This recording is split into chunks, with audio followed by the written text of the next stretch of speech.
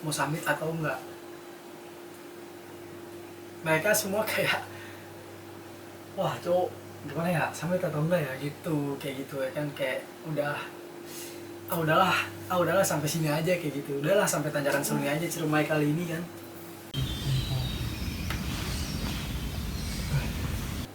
Nah gue sendiri pun ngeliat mereka yang kayak itu, kayak Bobby juga udah sakit gigi, dia kan udah sakit gigi, dia habis makan cuma langsung tidur, kayak ngobrol sebentar ngopi terus tuh langsung tidur. Oke, gue sendiri kayak gimana ya, oh ya udah deh nggak usah summit gitu, summit deh, gimana ya, kayak gitulah pokoknya labil ya. Nah itu posisi gue lagi di tendanya Pitut tuh, jadi gue nggak di tenda gue di tenda Pitut, kan habis makan bareng-bareng di tendanya Pitut tuh ngobrol. Akhirnya memutuskan buat yaudah gue mau tidur duluan deh, nanti bangunin aja kalau summit gitu.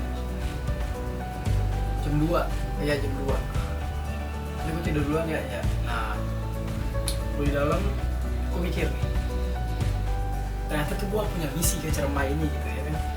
Gue punya misi yang tadi di awal gue bilang, waktu itu di awal yang di video sebelumnya gue bilang, kalau mau ke Semeru tuh ya coba dulu gitu, Ciremai via Linggajati. Berarti kalau misalkan gue gagal, berarti gue belum bisa nih ke Semeru gitu. Udah gitu kayak gue harus ngasih kado gitu buat seseorang. Jadi gue mau kasih kado foto lah bentuknya ya, bukan apa-apa tapi foto. Terus sama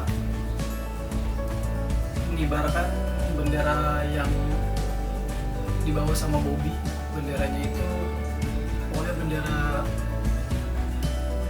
yang sudah cukup berumur, sekitar 40 atau 30-40 tahun gitu kalau salah, sudah cukup berumur. Itu harus dikibarkan di atap Jawa Barat. Akhirnya gue teriak dari dalam tenda ke Pitut yang ada di tenda sebelah gitu, tenda di depan gue. Tut, gue fix besok summit. Begitu nih dia bilang, oke, kalau gitu. Akhirnya gue tidur kan. Nah, gue udah pasang alarm nih. Alarm gue jam 1. Alarm bunyi, gue bangun. Gue bangun dong ya kan, kayak anjir masih dingin banget nih ya kan gitu. Waduh, makan banget nih, makan ya. Lah, karena 1:30 gue bangun lagi. Ternyata lewat coy. Sampai jam 2 itu hanya sebuah kefanaan gitu. Lewat, akhirnya gue bangun jam 5, tapi kayak masih melek gitu. Akhirnya bangun untuk duduk. Gue masak sambil manggilin orang. Ternyata si Pitut juga udah bangun kan, mereka orang juga udah bangun. Nanya lagi tuh dia tuh, gimana nih summit nggak? Udah jam segini cowok gitu kan. Gue tetap summit dah gitu. Gue makan dulu, habis itu prepare buat summit. Nah akhirnya gue masak ya kan, buat makan. Nah di sini nih kelar masak, gue menawarkan nih, Tut, ini udah jadi gitu. Mantap gue, ayo kita makan. Nah mereka orang pada bilang iya gitu. Cuma gak ada yang datang ke tenda gue gitu. Akhirnya gue memutuskan untuk udahlah Kram, ayo kita makan kan. Gue satu tenda tuh sama Ikram tuh. Akhirnya gue makan berdua kan.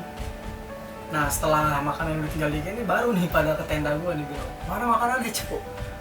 Ya lu sih sama ada nih, tinggal segini makan gitu ya kan. Akhirnya mereka makan. Nah udah prepare summit tuh, gue udah bilang ayo kita summit. Nah si Ikram ini termasuk orang yang berminat juga untuk ikut summit sama gue kan. Nah tapi si Pitut sama Mas Dogo ini mereka ini masak lagi gitu buat makan gitu. Jadi ya memang begitu sih harusnya, karena mereka juga kurang makan ya kan tadi, karena memang tinggal sedikit gue makan sama Ikram. Jadi mereka nunggu makanan masak lagi nih, waktu itu kentang sama sosis-sosisan lah. Mereka nunggu buat makan lagi, jadi masakannya dimasak dulu terus makan lagi kan. Jadi itu kita summit jam 6 kurang, sekitar kurang 10 menit, kurang 15 menit gitu, nggak tahu, pokoknya jam 6 kurang lah. Nah, peserta summitnya ternyata banyak, ada gua, ada Itut, Dogol, Ait, Madon, sama Ikram, sama Ai, 7 nih ceritanya kan. Gua mutusin buat summit ke atas. Akhirnya kita summit jam 6 kita summit, kita berangkat dah tuh dari tanjakan sebelumnya, udah pemanasan juga kan semua. Gua bawa 2 trekking pole juga buat tumpuan, gua bawa air ya. Dan ternyata itu air yang ada di dalam yang ada di tim kita tuh udah tinggal tiris, jadi air yang dimasukin ke depek gua itu yang buat dibawa summit itu cuman setengah botol. Makan ya. Itu yang masukin Bobby. Itu buat ber-7. Sama satu di tumbler gua itu anget sari. Akhirnya kita naik dengan saya yang segitu kan. Naik. Nah, belum sampai 15 menit jalan deh kalau nggak salah waktu itu ya. Si Mas Ait dia tiba-tiba, kan gue di depan nih sama Mas Dono itu sama Ikram, Ait sama Rizky itu di belakang. Oh ya, sama Rizky gue sama dia, berarti berlapan, sorry berlapan ya. Nah, akhirnya tiba-tiba si Ait sama si Rizky di belakang nih, dia bilang gitu kalau misalkan dia mau turun nggak jadi ikut summit gitu. Menurut gue ya it's okay, karena keputusan yang tepat gitu, masih segini gitu, masih belum terlalu tinggi kan. Nah, tapi sebagai kawan yang sangat solider, Mas Dogol itu ingin mengejarnya gitu, jadi kayak dia langsung turun lagi, dia teriak, lu turun ya kan gitu, gue ikut dah sama lu dah, gue turun dah, tungguin situ gitu ada kan. Terus si Mas Ait ini bilang, memantapkan untuk nggak apa-apa, gue sendiri bisa gitu, nggak terlalu jauh, lu terus aja naik gitu. Terus Mas Dogol akhirnya mengamini, dia bilang oke kalau gitu ya, hati-hati gue summit ya. Akhirnya gue lanjutin summit. Udah setengah perjalanan ternyata si Mas Madon dia kehabisan tenaga, dia udah gak kuat, dia bilang aduh gue udah gak kuat, gue turun aja lah gitu katanya kan. Tapi tetap sama kawan-kawan untuk diyakinkan, disemangati gitu supaya lu bisa, ayo, karena dia udah sejauh itu gitu, dia bisa, udah lumayan, dia tuh dia bisa. Dan gue ngeliat Mas Madon ini kayaknya mungkin dia bisa, memang bisa, cuman kayak kalah sama mentalnya gitu. Ya, itu 2 Oke, lu bisa, pokoknya kita lanjut gitu kan. Akhirnya Mas Madon oke, ayo lanjut gitu kan. Lanjut. Nah, di sini nih udah banyak membuang amunisi air kita nih. Kan kita cuma bawa setengah botol yang 1 liter itu tuh, yang gede itu, yang dia kayak udah diminum dulu ya kan. Mas Madon udah minum juga, udah pada minum gitu, terus udah menipis lah cadangannya kan. Akhirnya si Ikram ini nge-keep air gitu kan. Bahasanya itu sedikit memaksakan gitu, yang sangat gue sayangkan juga, karena kayak sampai segitunya gitu, kayak karena kesalahan gitu, nggak bawa air lebih sebelumnya kan. Akhirnya dia nge-keep air, kayak kalau setiap ada mau minum udah antar aja di atas, tinggal segini air kita gitu. Itu posisi belum sampai Bapak Tere loh ya kan. Nah, kita akhirnya naik lagi jalan.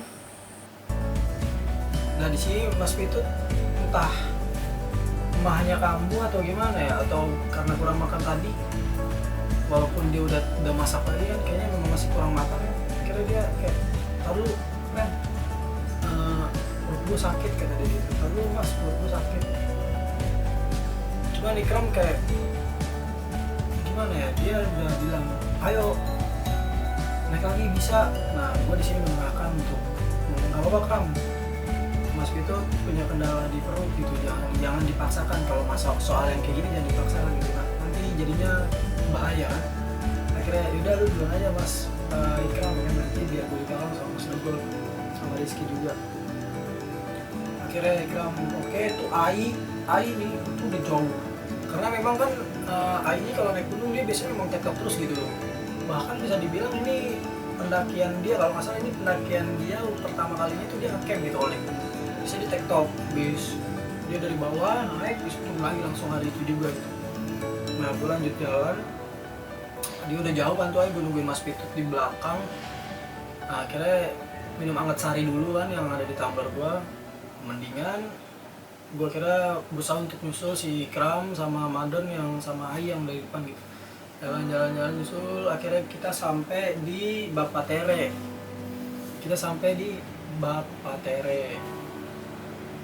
Nggak lama-lama, kita nggak banyak istirahat karena emang mengejar waktu, tapi tetap berjalan santai. Lanjut lagi ke Batu Lingga, tempat yang niatnya kita mau camp tuh di situ tuh. Jalan dah tuh ya kan, jalan. Nah di sini tuh Madon lagi-lagi dia bilang kalau dia nggak kuat, kayak dia naik jalan terus istirahat langsung duduk gitu, langsung kayak senderan, udah nggak bisa dipaksa gitu kan. Di sini peran Ikram berfungsi sebagai orang yang kembali meyakinkan untuk lu pasti bisa gitu, lu harus semangat, lu harus bisa, lu udah sampai sini. Rizky pun juga bilang gitu, lu laki, lu udah ambil keputusan ini, lu pasti bisa gitu. Akhirnya kita lanjut naik lagi dengan langkah yang mulai tipis, nggak banyak langkah-langkah besar, tapi langkah-langkah ringan, tipis kita naik. Dengan keadaan itu air minum tuh udah habis. Tinggal sedikit banget nggak habis, tinggal sedikit banget gitu. Nah akhirnya mereka kan sampai tuh, si Ai sama Ikram sampai duluan kan akhirnya di Batu Lingga. Gue sampai nih, gue udah bilang sama Mas Dogol lanjut ke Sangga Buana 1 sama Sangga Buana 2. Akhirnya kan udah setelah sekian lama kita naik, akhirnya gue sampai di Batu Lingga. Itu sekitar jam berapa? Jam 9-an kalau nggak salah ya, jam 9-an. Iya jam 9 kurang jam 9-an lah waktu itu. Antara jam 9 kurang sama jam 9. Nah, sampai di Batu Lingga itu yang tadi gue bilang, ini sama Mas Dogol ini lanjut aja gitu ke pos 1 sama pos 2. Pos 1 pos 2, sorry. Lanjut aja ke Sangga Buana 1 sama Sangga Buana 2 gitu. Gimana? Oke. Nah, gue sampai kan di Batu Lingga, itu udah ada Ikram sama Ai sama Madon gitu. Madon udah berlepak, Ikram sama Ai udah ada di tenda orang. Nah, ternyata ada tenda orang di situ, ada tenda pendaki yang ngecamp di situ. Ada tenda pendaki yang ngecamp di situ. Dia itu udah dari kemarin dia mau turun gitu. Nah, di situ posisinya temannya lagi summit gitu. Nah, itu si Ikram kayak semacam penawaran gitu lah, atau minta air atau gimana, gue nggak tahu ya kan, karena dia kayak di pinggir sini gitu, terus gue kayak di jalur gitu, dia di lapak tenda. Si Mas itu yang masih gue di jalur sambil teriak, ayo Kram lanjut lagi gitu. Dia bilang ya duluan gitu. Nah si Mas ini bilang tiba-tiba gitu ke Ikram, di situ ada mata air tuh, naik dikit ke atas sebelah kanan, nggak jauh dari sini pokoknya ada mata air gitu di sebelah kanannya. Gue sontak dengar kan, akhirnya gue minta botol kosong. Enggak, botol kosong masih dipegang sama Ikram. Akhirnya gue dengar kan, terus gue naik sedikit, gue teriakin dari atas, Mas, Kram, mata airnya sebelah mana gitu. Ada Mas. Nah si Masnya jawab kan, ada Mas, sebelah kanan. Mas naik lagi dikit nih, ntar ada lahan datar di sebelah kanan itu kayak ada celuran gitu. Nah gue naik sama Pitut sama Dogol nih, naik ketemu. Nah Pitut ngeliat, anjir cowok katanya kan, curang ini mah bukan mata air. Gue karena udah di luar pikiran orang-orang normal gitu, karena udah saking kausannya sama Mas Dogol ya kan, gimana cara ngambil itu. Nah situ ada kubangan kecil segini nih, emang ada airnya bersih, ada kubangan kecil segini. Akhirnya gue lihat, nah ada satu jalur yang bisa dipijak buat turun ke bawah gitu. Ada satu jalur di pinggiran gitu, kayak jadi jalur ada batas kayu, terus ada kayak selang buat turun ke bawah gitu, kayak turun ke jurang. Nah itu kayak aliran curug gitu sih. Gue akhirnya turun, gue minum dulu kan sama Mas Dogol di situ minum. Nah gue bawa gelas, kebetulan gelas cangkir yang buat nyeduh kopi gitu. Minum, Pitut minum juga kan sama Mas Dogol. Beres, gue naik lagi ke atas, gue teriak sama Ikram yang masih di bawah, sama Rizky juga, sama Mado namanya. Entah dia lagi makan atau ngaso sebentar atau sebat gimana gue gak tahu.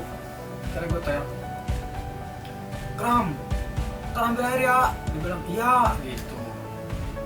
Dia ngambil air, gue pastikan dia untuk mengambil air gitu.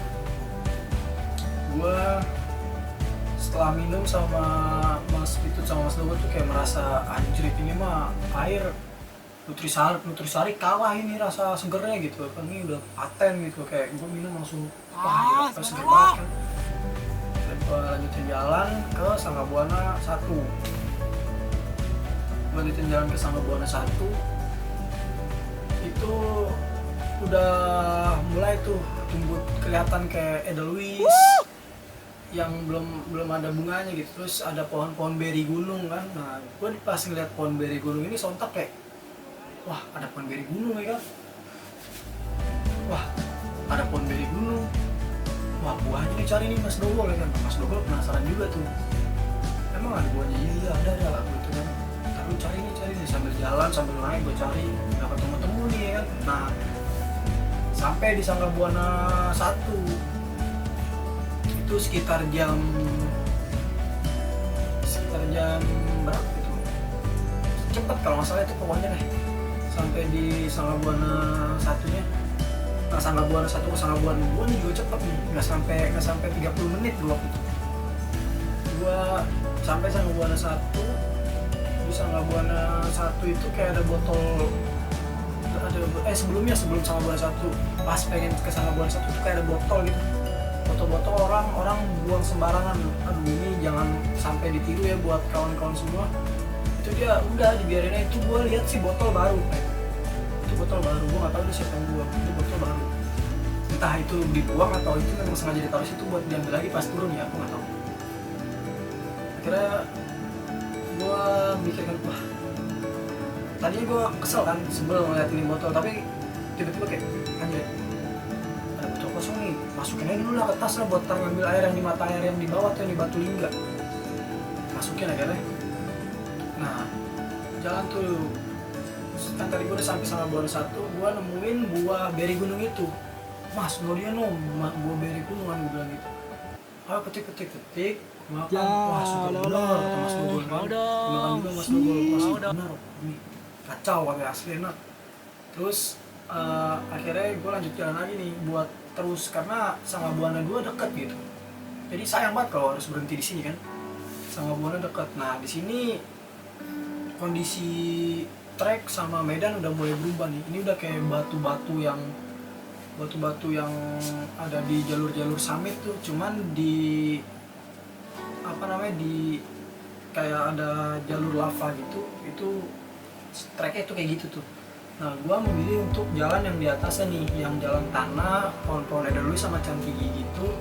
Gua jalan di atasnya, jadi nggak di situ. Di sini bisa di atasnya, di bawahnya pun bisa, cuman di bawahnya tuh kelihatan terjal. Karena gua nggak mau, jadi ngambil yang di atasnya walaupun agak muter kayaknya ya. Jalan terus nyampe akhirnya di Sangga Buana 2 dengan sesering mungkin gue metik buah beri gunung yang sesekali gue temuin di jalur ke Sangga Buana 2 gitu. Gue petikin, gue makan. Nah terus di situ apa tuh namanya,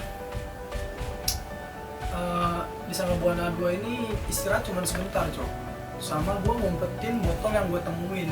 Jadi kayak udah taruh aja di sini gitu kan botolnya. Nah sama Mas Dogol tuh ditaruh di semak-semak botol-botol yang kosong itu yang gue temuin di jalur tadi. Temuin nanti kita ambil lagi pas mau turun gitu buat diisi air. Lalu kita lanjut ke Sangga Buana 2 gitu, ke Pengasinan. Nah di sini tuh posisinya si Ai ini udah nyalip gua nih. Yang tadinya di bawah dia udah nyalip gua, dia jalan sama Pitut di depan. Nah, gua sama Mas Dogol di belakang nih. Dia nyalip, dia kenceng nih. Gua bilang sama Mas Dogol kan, "Cuk, itu kenceng banget habis minum gitu." salah jauh banget dia katanya. Jadi udah kita lanjut jalan terus kan, jalan miring-miring ketemu sama Mas Doa sama Ai ini masih kelihatan gitu. Mas Pitut sama Ai ini masih kelihatan gitu. Gua walaupun kelihatannya jauh ya masih kelihatan gitu. Karena situasi trek sama kondisi vegetasi itu juga udah mulai rendah gitu, udah mulai menunjukkan bahwa ini bentar lagi nyampe di batas vegetasi. Ya gue lanjut tren, jadi setelah gue berjalan melintir dari jalur aslinya itu yang yang batuan-batuan itu yang terjal ke atas. Gue emang lewat atas kan akhirnya, tapi itu gue rasa itu emang juga jalur sih, walaupun plakat oren tuh yang tanda gue bilang itu yang di part pertama, plakat oren itu ada di situ yang di jalur terjal itu yang batu-batu. Itu gue lanjut ke Pengasinan tuh, untuk terus ke Pengasinan, dari Sanggabuana 2 ke Pengasinan kan. Akhirnya jalan-jalan itu gue lihat semua kawan udah tertatih-tatih, udah lelah banget, emang udah gak ada tenaga. Madon berkali-kali lagi-lagi dia bilang dia cukup sampai di sini gitu. Gue udah gak bisa lanjutin, tapi akhirnya disemangatin lagi untuk tetap terus lanjut sampai ke Pengasinan. Akhirnya kita semua berhasil sampai di Pengasinan jam 10. Iya, jam 10 betul. Kita sampai di Pengasinan jam kita sampai di Pengasinan itu jam 9. Kita sampai di Pengasinan jam 9. Habis itu gue jadi yang sampai duluan itu di sana. Itu pas gue lihat itu ada siapa ya, Pitut sama Ai kalau nggak salah. Itu Pitut sama Ai udah sampai duluan, dia udah sebat santuy sambil duduk di bawah pohon beri. Gua nongol ya kan, gua bilang, "Woi, udah nyoba ya Mas? Asik banget lu pada sebat santuy kan." Nah, gua duduk di bawah pelang Pengasinan di situ. Di sini kita ngabisin sisa air terakhir kita gitu. Dengan naifnya kita ngabisin sisa terakhir kita dan berpikir untuk udahlah, nanti di bawah kita ambil lagi gitu. Jadi kita summit gak perlu pakai air. Itu merasa sebuah tindakan yang bodoh dan sebuah solusi yang bukan solusi sih, sebuah keputusan yang salah gitu. Sini juga jadi bahan evaluasi buat kawan-kawan. Di problem utama memang di air. Akhirnya Madon sampai, dia gelepak langsung karena memang udah gak kuat, dia langsung kayak tiduran gitu, udah gak kuat kan. Nah di situ gue lihat ada pohon beri yang buahnya banyak, pohon beri gunung itu yang buahnya banyak banget. Langsung gue tunjuk, dia kira ada kita panen aja lah kan. Panen pertama awal gue makan, teman-teman yang lain ikut menyusul makan saking emang udah, kita juga di situ udah lapar tuh. Cemilan yang kan gue juga bawa cemilan ya di tas kecil gue itu, cemilan kita makan tuh udah habis juga tuh. Udah lapar, kita udah udah aus juga, kita udah lemes, udah tenaga udah habis juga kan. Kita makan buah beri gunung itu, teman-teman juga pada semangat kan, kawan-kawan makan buah beri gunung itu. Madon juga makan tuh, akhirnya sebat sebatang kan, kelar merokok sebatang. Kita lanjut trek ke puncak summit. Ini summit sebenarnya, ini udah batas vegetasi ya. Pengasinan ini jadi udah batas vegetasi, dia udah nggak ada pohon besar, tinggal edelweiss semuanya. Sepanjang trek dari Pengasinan ke puncak itu udah edelweiss semua, nggak ada lagi pohon-pohon gede gitu. Nah sini Madon kita yakinkan lagi, si Madon ini untuk ayo lu pasti bisa, itu puncaknya udah kelihatan. Memang itu kelihatan, itu indah kan. Cuman yang jadi kendala di sini itu tiba-tiba yang tadinya cerah kabut. Silih berganti lagi tuh, cepet batu, kabut cerah, kayak seakan-akan kita dibuat khawatir gitu. Ini sebenarnya hujan atau enggak sih gitu. Karena kondisinya kesalahan gue juga, gue gak buat jas hujan, gak bawa flashlight gue untuk summit kali ini gitu. Akhirnya kita semangatin juga Madon untuk tetap terus bergerak. Dia minta foto, coba deh foto gue dulu sekali di sini kan. Udah kelar, ayo kita bergerak. Jalur summitnya itu panjang, ke atas itu yang gue bilang itu batu-batu terjal itu harus kita naiki, harus kita kita naikin kan, jalan sampai pada akhirnya di titik semuanya lelah dan itu udah di tengah. Awalnya di sini kita ketemu dulu. Jadi itu pas kita di Pengasinan itu ada yang manggil tuh dari atas tuh. Saking memang terbukanya medannya itu udah gak ada beban, itu ada pemanggil. Nah ini rombongan yang tadi masnya teman itu ngecamp di Batu Lingga gitu. Ini rombongannya nih di atas, dia manggil. Dia kalau salah bertiga kalau salah deh. Dia manggil, woi gitu. Nah kita sontak kan kayak lihat, wah nyaut ini, woi bang gitu. Masih jauh nggak? Cepet, paling sejam gitu. Nah akhirnya kita di situ berangkat dan bergerak ya kan untuk summit jalan. Nah di sini nih kita ketemu nih, belum jauh dari Pengasinan kita ketemu sama pendaki yang turun ini yang tadi manggil. Nah di sini Madon udah KO, dia kalah, dia minta izin untuk turun, tidak bisa melanjutkan summit ke atas, jadi dia minta izin untuk turun ke bawah sama si mas ini nih, mas yang bertiga ini yang kita ketemu ini yang tadi manggil. Kalau gitu oke, memang nggak bisa dipaksakan ya, memang sudah sedari awal ya mau gimana. Akhirnya di sini Madon mutusin untuk ikut turun bersama masnya itu. Jadi ya kembalilah terulang tragedi seperti yang Farel pas turun.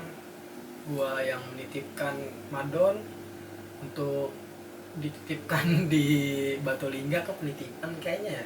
Pokoknya gua titip Madon di masnya itu, dia ikut rehat di Batu Lingga di tempat campnya si masnya. Udah beres semua, Madon ikut turun, kita lanjut naik ke puncak dengan semangat yang membara, tapi perut lemas dan tekanan mental sudah terus menghujam, depresi, udah lapar, haus, semua air minum udah gak ada lagi. Ini adalah kesalahan yang sangat fatal. Dengan bermodalkan ambisi saja kita menapaki jalur summitnya Ciremai Valley Kejati. Kita paki itu udah tipis banget, langkah gue udah gontai, bentar 3 langkah tipis, berhenti 3 langkah tipis, berhenti. Itu di belakang gue tetap Mas Dogol mengawasi gue, tetap mensupport dari belakang. Terima kasih Mas Dogol karena terus mensupport dari belakang bergantian.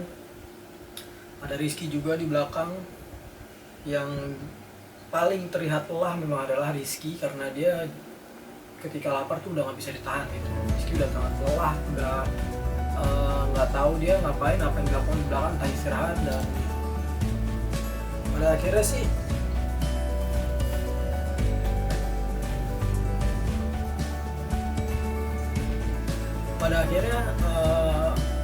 Ricky cerita kalau pas di summit itu dia tuh di belakang lama karena apa, coba lu bayangin, dia itu saking hausnya itu dia nemu kayak ada gelas bekas gelas aqua gitu, itu ada air hujan di dalamnya. Nah di bawah-bawahnya itu di alasnya itu kayak ada pasir-pasir, itu saking hausnya diminum sama dia. Ada air hujan itu diminum sama dia saking hausnya. Itu kita udah benar-benar survival pada di situ. Nah itu parah, itu gokil. Kita lanjut ke naik ke atas, support itu udah kayak 1 langkah, 3 langkah udah berhenti sampai di mana trek dan posisi itu kita ngelihat itu ada bendera sama pang di atas. Itu udah membakar semangat kita, menggebu-gebu. Gua teriak sejadi-jadinya, puncak gitu ya kan. Cuma itu ternyata adalah orang yang paling bersemangat di situ, friend. Sampai pada akhirnya itu Mas Dogol itu kayak Mas Dogol tuh sampai teriak gini, Bismillah ya Allah, beri hamba kekuatan. Dia lari pakuk, itu udah saking kayak bersemangatnya untuk menggapai atap Jawa Barat, puncak tertinggi di Jawa Barat, Gunung Ciremai, puncak Panglongokan namanya. Kira jam 10 lewat sedikit itu akhirnya kita sampai di puncak dengan rasa syukur yang sangat teramat. Bisa dibilang itu gak bisa dibayangin, itu kayak anjir, setelah semua halang rintang gitu, survival, akhirnya gue sampai di puncak gitu, puncak tertinggi Jawa Barat. Dan tanpa lama-lama gue menuntaskan misi gue yang sebuah foto, dan buru-buru gue keluarin bendera yang pas sebelum summit itu, pas di tenda itu dikasih ke Bobby ke gue, bendera yang berumur ini 40 tahun kurang lebih. Gue keluarin, gue ambil yang tongkat kayu yang ada di puncak, gue iketin benderanya, dan gue minta untuk Mas Dogol mendokumentasikannya. Gue kibarkan sejadi-jadinya sambil teriak itu, Bobby, bendera lu sampai di puncak tertinggi Jawa Barat, kayak gitu. Bobby, bendera kakek Itu lu udah sampai. paling paten. Dan memang sedari awal kita udah bilang, kita udah rembukan untuk tidak lama-lama di puncak, sekedar foto beres. Itu alhamdulillahnya juga kita dapat cuaca cerah, walau beberapa menit aja. Dia langsung berganti kabut tuh. Kita foto-foto, kawan-kawan juga foto. Nah di sini gue nih posisi kehilangan Rizky nih. Dia kan ketika Rizky-nya berpuncak, dia tuh lemas, dia nggak ada bersemangatnya, dia lemas. Tapi gue tahu dia bersyukur. Dia lemas. Gue cari Rizky di mana. Gue panggil ke, nah dia nyaut ternyata dari balik bebatuan. Gue tanya, ternyata dia saking memang lapar ya, mau tahu dia mau ngapain kan? Dia petik daun, digini nih ke tangannya, dirasain sama dia gatal atau enggak. Ternyata nggak gatal, dimakan sama dia. Itu saking laparnya, survival banget emang, parah. Saking laparnya, saking hausnya juga dia. Akhirnya gue panggil dia, udah karena memang kondisi kampungnya foto semua, terus udah mendokumentasikan segalanya di puncak, tinggal kita foto bareng-bareng loh. Kabut datang, kita nggak bisa foto bareng-bareng di puncak, itu cerah. Kabut datang, akhirnya udah kita foto, ceret 2, 3, 4 foto selesai. Kita berusaha untuk turun karena kondisi perut yang sudah tidak bisa dikondisikan gitu. Akhirnya kita turun ke bawah dengan rasa bangga dengan hasil perjuangan yang luar biasa. Nah di sini gue mempelajari banget sih ya kan, bahwasannya itu ada pesan moral yang gue ambil dari pendakian kali ini. Bagaimana Linggajati menampakkan keberadaannya yang sangat berbeda gitu, menghujam setiap keangkuhan manusia, seakan memberi hukuman untuk semua kelalaian, menjelaskan lebih dalam bahwa kuasa Tuhan ikut campur dalam setiap rencana manusia, menegaskan bagaimana Tuhan bekerja untuk kebaikan kita dari hal yang kamu tak suka, lalu memaksamu menerima kehendaknya gitu.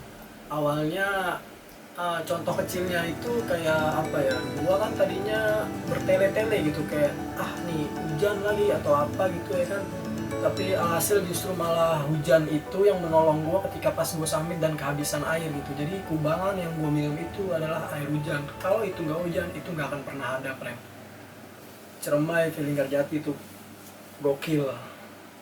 Oke, cukup sekian cerita dari gua, Shelter 4 juga pendakian kali ini. Gua harap ini jadi pembelajaran buat kita orang. Terima kasih. Salam lestari Pen, salam lestari, dan tetap terus moving on.